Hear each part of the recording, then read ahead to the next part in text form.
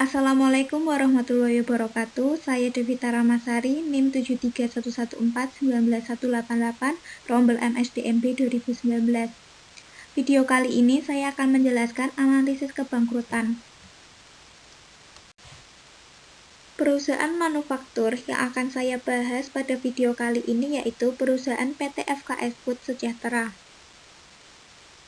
Profil perusahaan PT FKS Food Sejahtera Tbk atau Asia merupakan perusahaan yang memproduksi bahan makanannya bermarkas di Jakarta, Indonesia. Perusahaan ini pertama kali didirikan pada tahun 1959, dimulai dari memproduksi bihun jagung. Sebelumnya perusahaan ini bernama PT 3 Pilar Sejahtera Food. Pada tanggal 30 Maret 2021, perusahaan ini resmi berganti nama menjadi PT FKS Food Sejahtera. Meskipun berganti nama, perdagangan PT FKS Food Sejahtera di B tetap menggunakan kode Asia. PT FKS Food Sejahtera memiliki badan hukum perseroan terbatas pada tahun 1992 dan go publik pada tahun 2003. Sebelum berganti nama menjadi PT 3 Pilar Sejahtera Food dan PT FKS Food Sejahtera, perusahaan ini sebelumnya bernama Asia Indi Selera. Saat ini PT FKS Food Sejahtera sudah memegangi sertifikasi dari ISO 9001-2008, HACCP, dan Halal MUI. Analisis multivariat. ZI sama dengan 1,2 dikali X1 ditambah 1,4 dikali X2 ditambah 3,3 dikali X3 ditambah 0,6 dikali X4 ditambah 1,0 dikali X5. X1 sama dengan aktiva lancar dikurangi hutang lancar dibagi total aktiva. X2 sama dengan laba ditahan dibagi total aset. X3 sama dengan laba sebelum bunga dan pajak dibagi total aset. X4 sama dengan nilai pasar saham biasa dan preferensi dibagi nilai buku total hutang. X5 sama dengan penjualan dibagi total aset. Indikasi. Jika ZI kurang dari 1,81 mengindikasikan bahwa perusahaan berpeluang besar mengalami kebangkrutan. Jika ZI lebih besar dari 2,99 mengindikasikan bahwa perusahaan berpeluang kecil mengalami kebangkrutan. Jika 1,81 lebih kecil dari ZI, kurang dari 2,99 berarti kondisi perusahaan berada dalam area ambigu. Data review pada tahun 2019. Aktiva lancar Rp340.097. Hutang lancar Rp280.580. Total aktiva Rp1.734.802. Laba ditahan Rp1.604.894. Laba sebelum bunga dan pajak Rp102.216.444. Nilai pasar saham biasa dan preferen 173,58. Nilai buku total hutang 178,4. Penjualan Rp1.510.427. Sehingga ZI-nya sama dengan 1,83. Pada tahun 2020, aktiva lancar Rp584.352. Hutang lancar Rp332.484.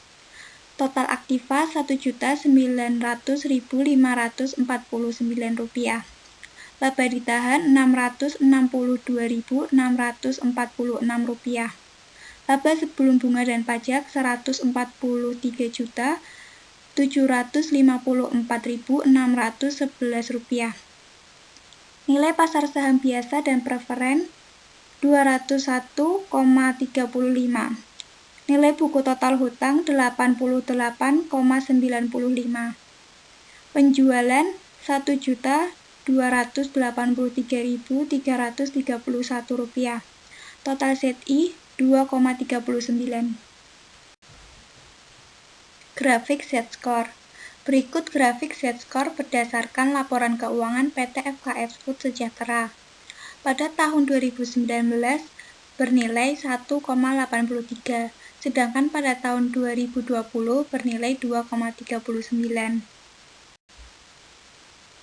Analisis 2019. Pada tahun 2019, berdasarkan hasil hitungan koefisien Z-score untuk perusahaan manufaktur PT FKS Food Sejahtera, dapat diketahui bahwa kondisi keuangan perusahaan tersebut berada dalam kategori gray area atau antara kemungkinan bangkrut atau tidak bangkrut dengan Z-score 1,83. Analisis 2020.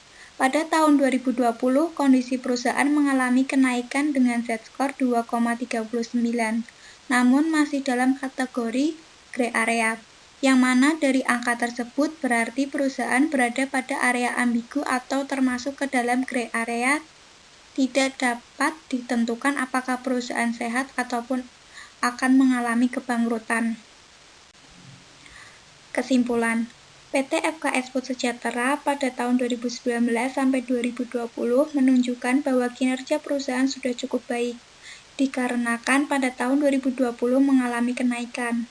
Pada situasi ini, perusahaan harus tetap memperhatikan, menjaga, dan memaksimalkan kinerja keuangannya untuk menghasilkan laba yang maksimal.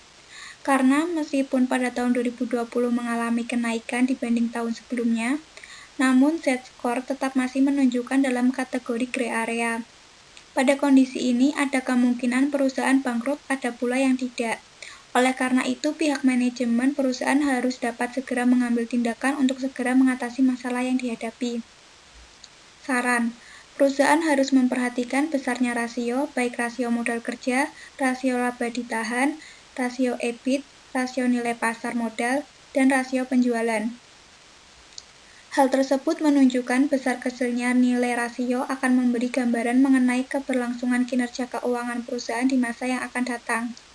Untuk investor harus tetap memperhatikan kondisi keuangan perusahaan secara keseluruhan dan harus mencermati faktor-faktor lain, seperti pola pergerakan harga saham, kondisi makroekonomi, dan bursa saham global.